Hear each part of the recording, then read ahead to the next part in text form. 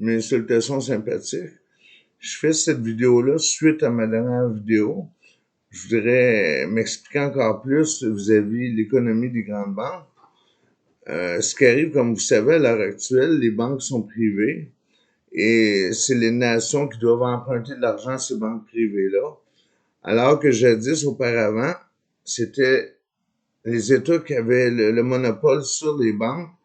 Et plutôt que d'emprunter de l'argent aux banques privées, il fallait emprunter de l'argent aux banques d'État.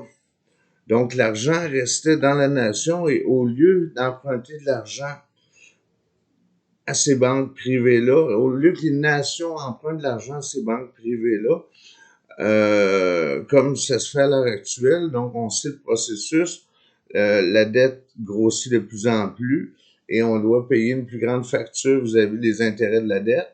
Je veux pas sous-estimer non plus le produit intérieur brut qui est somme toute un bon indicateur pour emprunter de l'argent.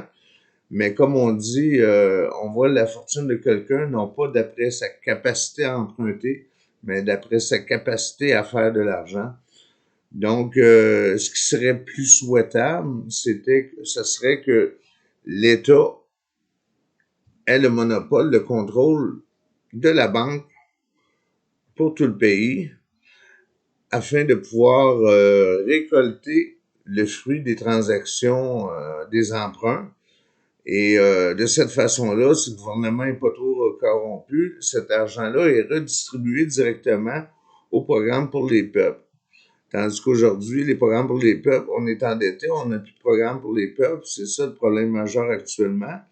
Heureusement, nous ici, on est un pays, somme toute, assez riche, mais imaginez pour les pays les plus pauvres, ils peuvent pas s'en sortir pantoute, ils sont pris à gauche par les deux côtés. Qu'est-ce que je pourrais dire d'autre? J'aimerais ça être encore plus clair. J'ai essayé de formuler ma pensée tantôt avant d'entrer pas en direct, mais sur mon ordinateur.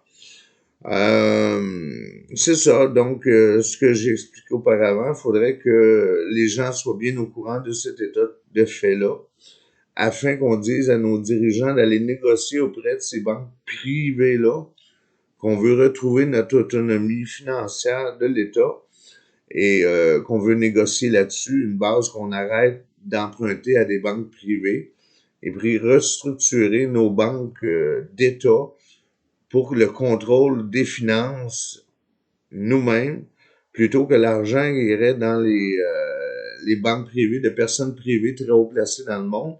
Cet argent-là irait directement à la nation en question pour être redistribué au programme des peuples.